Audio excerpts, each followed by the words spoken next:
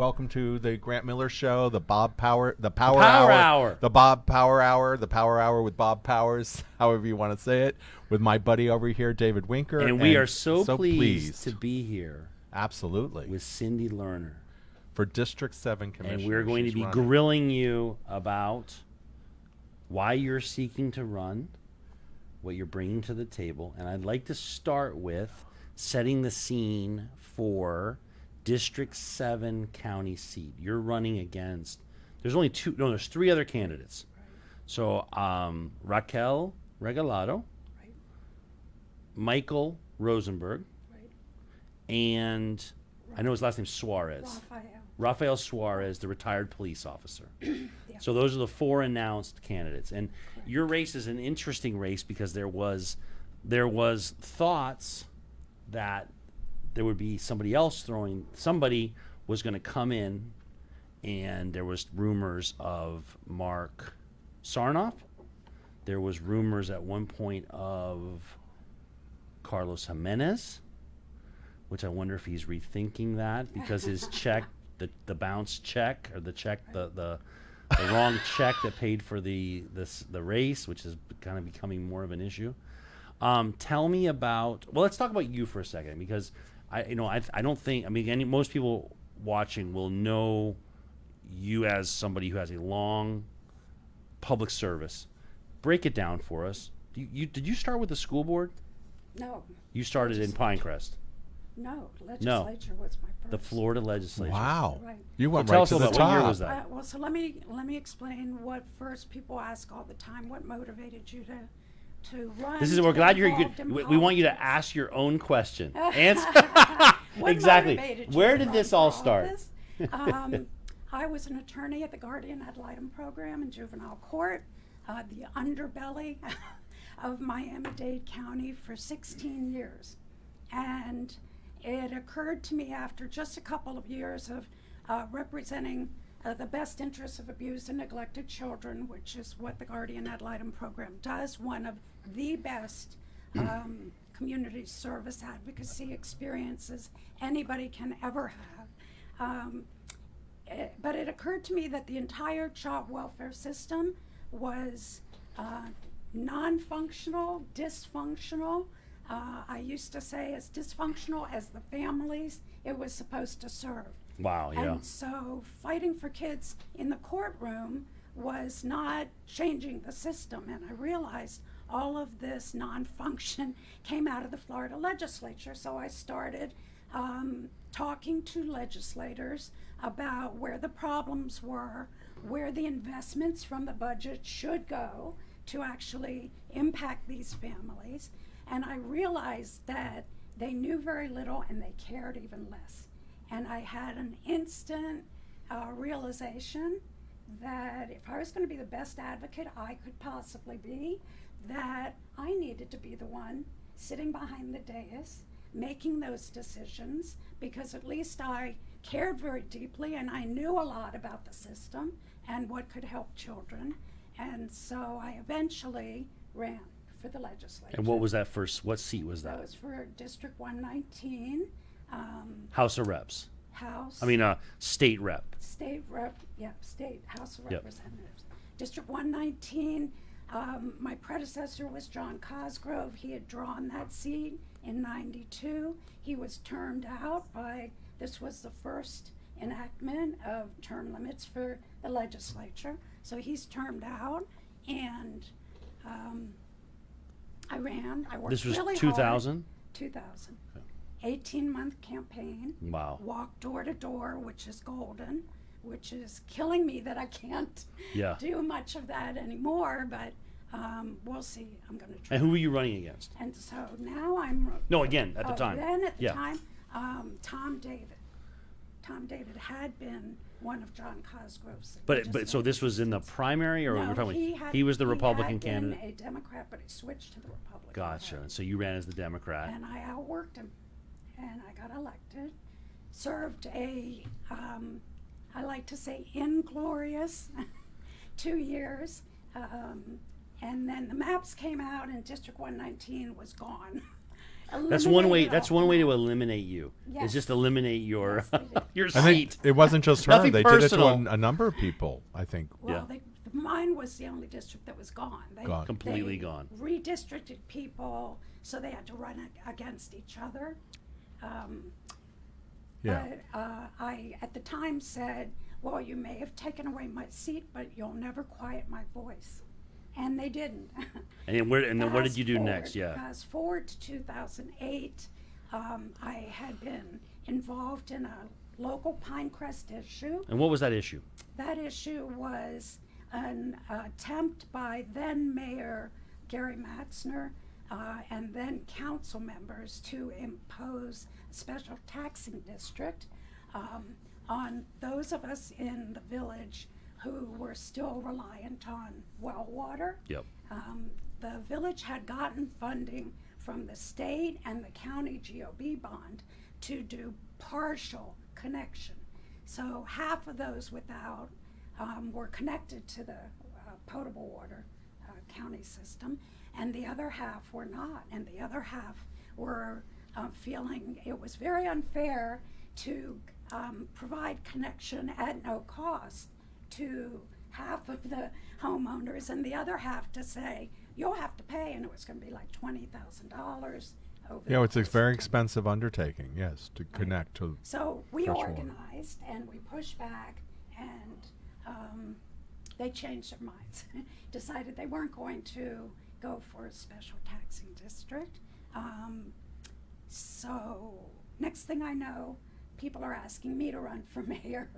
And it took a couple of months for me to agree that that was probably the right move and a good move at the time for me to make, mainly based on the fact that it appeared there was like a groundswell of support, and so I ran and I won. That was the beginning of 8 glorious years. House legislative was inglorious, but this was, and you won't hear many elected officials say that their terms in office were glorious, but for me it was, for a lot of reasons. Pinecrest was a new municipality, Right. only 12 years old. I was just the 3rd mayor. A lot yet to be done, to be planned and implemented, and so I initiated a lot of new programs. First thing that I did was bring people together for input, because I had realized during my legislative career that we in elected office cannot make the best possible decisions we're capable of making unless we get enough input I agree. from the people who are going to be impacted by those. Yeah, at the But you effect. have to empower and enable your constituents to share that information. So I created advisory groups, an education, transportation, a youth advisory group, a green task force, and we set about doing the wonderful things that we did over 8 years in Pinecrest. We became leaders in sustainability and renewable energy, got some awards as a municipality, and I realized that a lot of the things that I was doing, I was very involved in the Southeast Florida Regional Climate Compact, which had begun about the same time that I took over as mayor. Learning what that compact, which was a 4-county compact that had maybe 110 different steps in planning for assessing your vulnerability and investing in infrastructure throughout the 4-county region. Well, it was left up to each city in Miami-Dade County to figure it out for themselves. There was no overarching outreach leadership from the county. Well, that they've always been in that position. But I saw that they were doing it differently in Broward.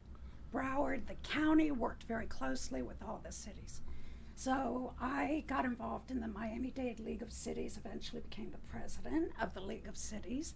And the year I was president, I got to choose what project Right. I wanted to initiate for the league. So I went to Mayor Jimenez and I said, I know what needs to be done. I know what the vis-a-vis cities are the wanting. Regional Climate Compact. I'm doing it because I've taken the time and energy to understand it. I went to all their yearly summits, and I'm looking at my neighboring cities and not much going on. So I said, I am bringing you the 34 cities. As the League of Cities, here's a prime opportunity for the county and the cities to work together. What an idea. Let me guess what the reaction was. He could care less. Didn't happen. Buzz off. Yes. Well, because you can't, you actually have to think about that. And they don't want to think if they don't have to. Well, let's keep I'm just saying, going. they don't. So So that was where I had that second realization. What I needed to do next was run for county. Wow. So I want to ask you a question. So this is kind of like going back but looking forward. One of the things, there was an attack ad that was put out against you on YouTube. And it was without attribution, right? Like it was a pure Yes. attack While ad. it Like, was as an ad, it was illegal. it was an illegal ad, right? It wasn't a pack. I didn't see any proviso on it. So it was an illegal ad. But I bring it up because I think that I found it interesting from the perspective of female politicians, because I would say the following. I'm not very involved. I mean, I don't live in the area, so I'm not a big Pinecrest person, but I don't think anyone faults your performance as the mayor of Pinecrest. It's personality. It's how did it get done, right? And we were talking about Ricky Ariola earlier, and I'm not to put you and Ricky in the same place. Exactly, it makes your head spin. But Ricky breaks eggs, right? Ricky is a makes provocative omelets. person. I Omelets. wouldn't say you're a provocative person, but it's interesting seeing how here. I don't think anyone can attack you on policy. I think Pinecrest was very well run. I think, and maybe I'm off on that, but they seem to be. Whenever I see people, it's that thing of like in law school, they always tell us about, if you have facts, pound the facts. If you have law, pound the law. Right. If you don't have either, you pound the table. And that ad smacked a little bit of desperation, because it's like, oh, okay, well, here's what we're going to focus on, is people in the heat of the battle, and With no context. Exactly. To any of the comments. And I don't really want you to go into. I don't think the ad is worth. I don't think the ad is worth really. In that fashion, just to show, like you said, the heat of the moment. Right. With But no I kind of wanted you to be able to put it in context of, because I said I don't think, like, to me, responding to anonymous ads, like, we don't win. Like, they win, right? You don't feed the trolls. Right. That's not what I'm asking you to do. But I'm asking you to kind of talk about your leadership style and looking forward, how you see yourself moving forward with the county and making this happen, because it's an unprecedented. We had in the other day, it was either Tissa or Gypsy Metellus, but they were, I think it was Tissa. She was like Tissa McGee, and she's like, this, like, it's a whole new government. Like, how many new seats are coming in? 7. 7 new seats and a new mayor. And so she was really like, listen, voters, pay attention, because we need You can people. They can change the world with this. So talk to us about that opportunity going forward, and working together with others. Right. So I will say the heat of the moment, especially in elected positions like that, passes quickly. And by the time you get up from the meetings, it's pretty much, you have to be able to have a thick skin. You have to be able to move forward, to work together. And I would say the drive through Pinecrest and look at the yard signs for me throughout the village of It is just pervasive, the amount of support that the village of Pinecrest is showing, the endorsements that I've gotten. I've got 24 current and former elected officials endorsing me, because they believe in me, They respect me. They know I will get a job done. And so I want to interrupt you on that. if knowing that I've always been a passionate advocate and activist, knowing that I will take on FPL if need be to fight the good fight. It's worth it in balance. If there had ever been a time where I felt or was understood that anybody was ever offended, we mended fences. Yeah. And I want to that's jump the in way on it that worked. because, and Bob, I want to hear your perspective too, because you have a perspective of this. But as a lawyer, I do have to tell you, I remember as a young lawyer, I had good training. I was at big firms with good lawyers. And I remember one of the first deals I did on my own, I got in this terrific fight with this person. And a couple months later, the guy calls me and he referred business to me. And it was literally like, I'm going to use a bad word. He's like, Winker, you're an asshole. But you were very effective on this. And I have a client that I can't, and I want, here's a client. Right. And I think as lawyers, we have a little bit of a different perspective. Like, oh no, I will fight you. And it's not personal. Right. And we're going to move on to the next issue and we're going to work together collegially. Right. But on this issue, I'm going to do it. So I throw that out there. I'd like to hear your perspective, Bob, because I think this idea, first of all, I think women are held to a different standard sometimes. Like I know they are. We know they are. You're being a difficult woman. You don't hear men so often get told that, right? Like, Yeah. That's all I do. In my business, I fight all day. From the minute I wake up, I can't tell you how many phone calls I get every day, people yelling at me and telling me I'm a jerk. Well, tell me about all your right, so perspective on that. the thing is my parents were World War II people. My father went to war. I went to World War, and they were all born out of the Depression. You're supposed to have fights. You're supposed Yeah, to. conflict is a actually good. Conflict. I mean, we had it in our family. Conflict is that's life. Life is conflict, and what we're seeing today is we're seeing conflict but no resolution, because what people do is, well, I'm not going to talk to you. So we're back in elementary school, and that's not what the conflict's about. The conflict should be about, how do we solve this problem? And you may have an idea, and I may have an idea. And I'm not going to shut up, and I'm not and I'm not going to shut up. And I got what I wanted because I wasn't going away. And somehow people think that not talking to somebody, especially people you don't particularly care about. I mean, if my biggest problem is my own commissioner. I mean, I like him as a person. He won't talk to me because he won't engage. He doesn't want to be Well, involved. He doesn't want to come on this. He doesn't want to come on the show. And he doesn't want to have the conflict. He doesn't want to have any Cindy, conflict, and he doesn't even realize that where conflict lives, possibility blooms. Yeah. When you have that conflict, that's where possibility, and that's the thing that was the most devastating for District 5, city of Miami District 5, is that he just wasn't going to play with anybody in the Upper East Side because we were too difficult. And it's like, dude, what? Are you going to go through life thinking that everything's just going to be bread and butter? Come on. Right. What's exciting about that? And I don't disagree with you, David. Women are held, they use all kinds of words for them, see you next Tuesday and BITCH and all these other things when women get difficult. Yeah. And the bottom line is, wait a minute.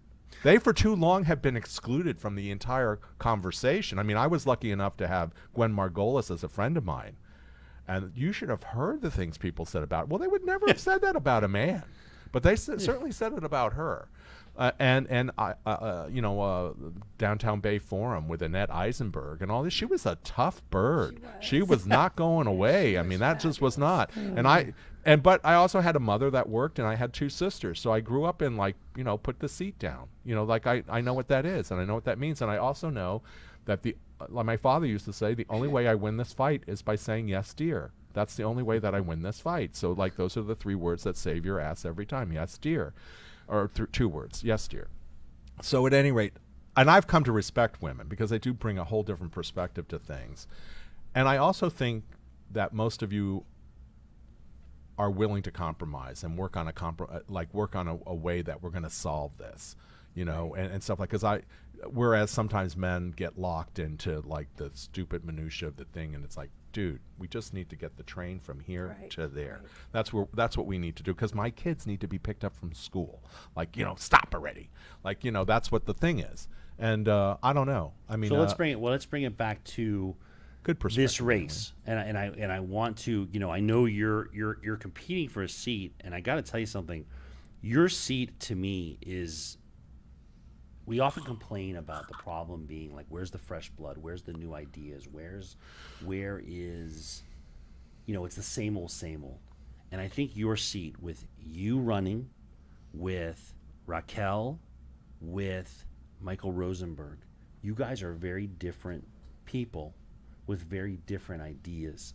So would you talk to me a little bit about, and this is not, I know you don't do business this way. It's not to talk down about anybody, but we just had Brian Dennison, and I think that he did a really good job of kind of differentiating himself on where he stood. And you guys are three very different candidates. Can you talk to me about how do you see the race, and what's the path to victory for Cindy Lerner? Okay. Path of victory. So I filed a year ago, April. So again, it was going to be, you know, over a year-long campaign.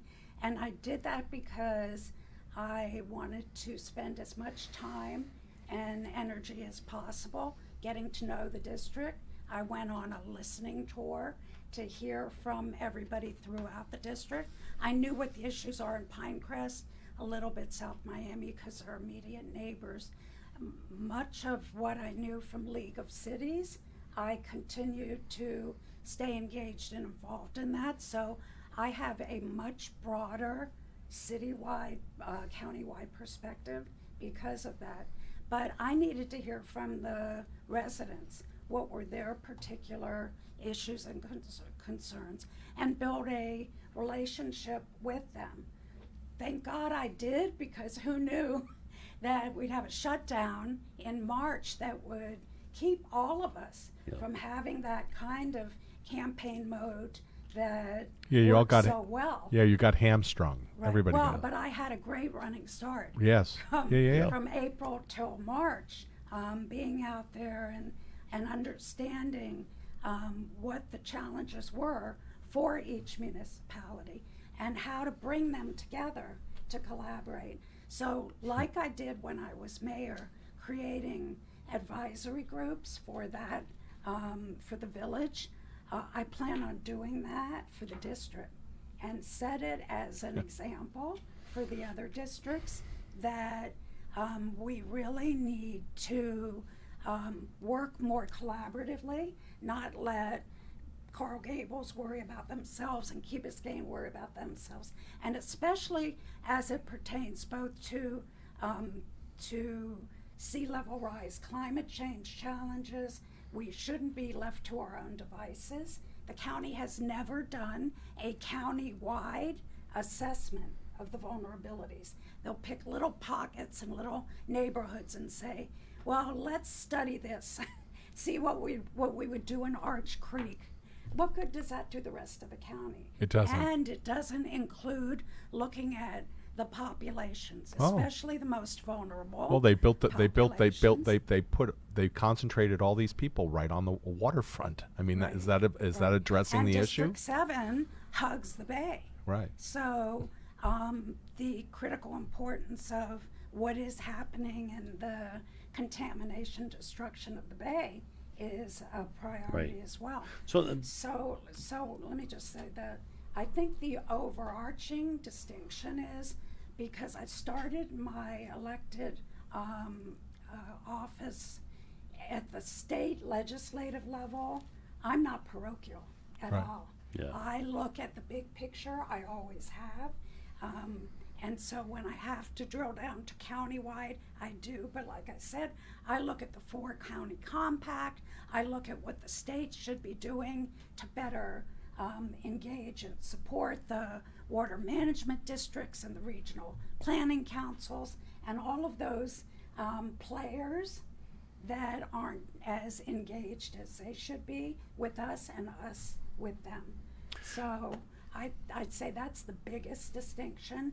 My willingness to spend more than full time going out and engaging. The way I campaigned is the way I am when I'm in office. I spend that much time and energy getting on the ground. You're devoted, absolutely. Getting on the And you ground. guys, so in your district, you like all of the Gables is within your district, correct?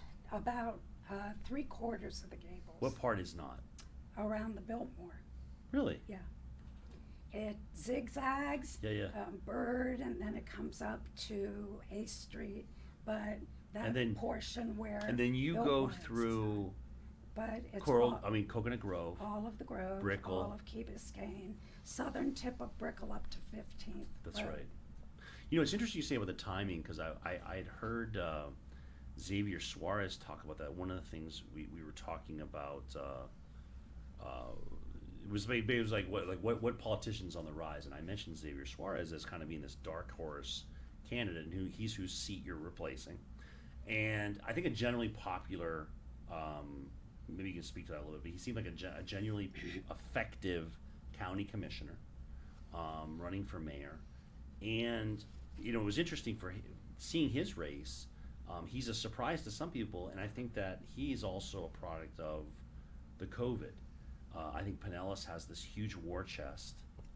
Everyone's locked in their house in the middle of a crisis. Is he too late? I saw someone today, or someone sent out yesterday, David Smiley, a shout out to him, was such an effective voice for the news and news about this stuff. He said in 2 weeks, ballots are going out. And then someone kind of like not corrected him, but said like, yeah, but overseas and military ballots are going out this weekend. Oh yeah. I mean, it's on us. And so it was interesting that you brought up that you came in early. Tell me about like what are the challenges of the district? Give me a couple of the things that you see that the immediate problems facing the district that you're gonna have to tackle. If you're elected, what's the first couple things you got to work on? The answer is different because of COVID than it would have been 4 months ago, obviously. So I would say the economy is one of the Making sure most people have major jobs. challenges because we are tourist driven Right. county. That is our major economic engine from the airport and the cruise industry and they're all not the- sailing until next year. and so where do we go from here? Well, I will tell you that I thought long and hard about it, and I have some ideas. I'm sure everybody coming to the commission has their own. What I would like to see is focus on renewable energy, really investing in it. I've been a big proponent of solar. I've got solar. I've got a great picture of me on my roof with my solar panels since 2014. We should be the photovoltaic manufacturing center of the country. Absolutely. We could be exporting to South America, to the Caribbean, Central America. I mean, that's an economic engine to me, not just the Right. panels themselves, but the Technology. the- It's the You know, technology. I got to tell you something, it's you've had a complicated relationship with FPL. I personally have had an experience with solar energy, and it was how I had a property that was off the grid, so it was either generator or solar, and it was interesting because the property, if you'd use solar like during the day, like you can power everything no problem. The inefficiency was in the storage and the batteries, right? You'd have it was like the batteries would take up like this whole room to run a couple houses. Not anymore. It sucked. Is that right? Is it better? But my point is, I find it very interesting because I'm with you, and my friends that have taken the leap and done the solar, like they're very happy with it. With the idea, what they do is like it's very satisfying for them to watch their meter running backwards as their solar panels are selling energy to FPL. You know, the biggest thing that they could do is they should just make it mandatory. We live in the Sunshine State. I think there are some places that have started but to they do that. don't. Yeah. This entire skyline of the city of Miami all of those buildings could have been generating their own power. Yeah. And the other thing also fascinating, FP&L, Florida Plunder and Loot, for those of you who are not familiar, that's what I call it. I grew up calling it that. Has its nuclear power plant that is now almost 50 years old, and those cooling ponds are below sea level. If we should get an inundation, we could be like Fukushima. I'm just saying. These are all the things that the county does not want to discuss. Never mind pumping raw sewage out into the Atlantic. Well, there's another one, but that's county run, David. Those are all county problems.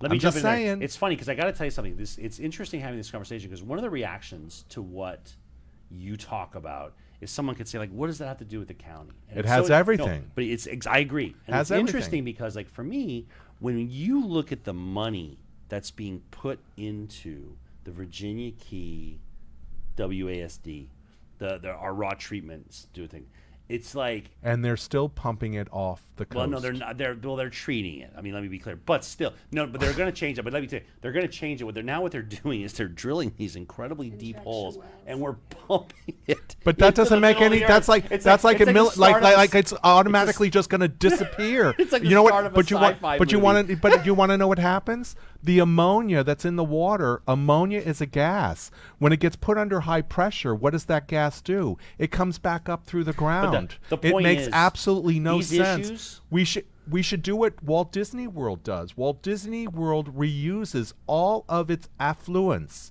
All of it. The water you drink is the affluents. At any All rate, right, we are Don't get me we started. we are out of time. We are. We've been here, really enjoying our time with Wow. you, running for county commissioner Sure. race, District 7, District 7. and she'll be back when she wins to talk about more Thank stuff. you. There's so much more. Well, there's so much more to talk about. There is. Absolutely. Well, thank you so much for being here. Any Will parting you words? Put the website Yeah, please give us for your. more information. CindyLerner.com. Very fully informed website. I keep it up to date with campaign updates and all the endorsements that I have and yet to come. And Cindy, I actually It got sent it's out, funny. Cindy. You're out. Wait, You're out. guys. You've been put out. I got I'm a. saying that's out on our I website. got from a friend just in the middle of the show. She sent me there's a meet and greet with you.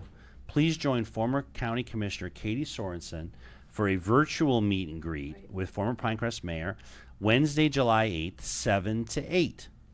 And Terrific. Somebody's on top. yeah, of there it is. I'll put it on the website. So there you go. Okay, They thank sent that. you. So No, so we next week- appreciate you I've coming been in. doing like 2 or 3 a week of meet and greets Good. on Zoom because that's the only way That's we can fantastic. connect, but it's a great way to connect. Absolutely. Well, I got to tell you, Thank you. and I got to tell you something.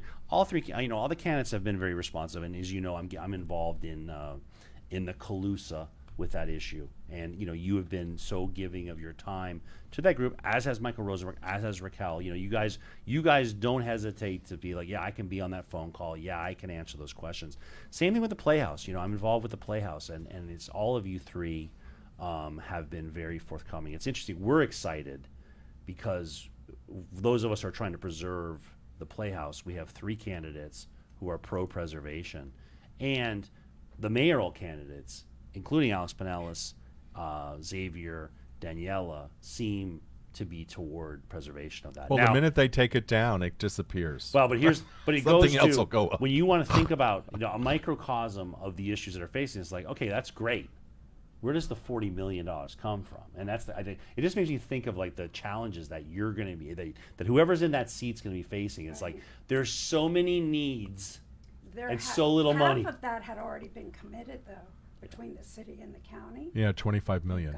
They've got more than half, yeah. Yeah. So- Well, All thank right. you for Thank being you here. so much. so Thank Cindy you very Lerner, much. Great to- candidate for District 7 County Commissioner. Check her out. Thank you so much. Thank you. Thank you.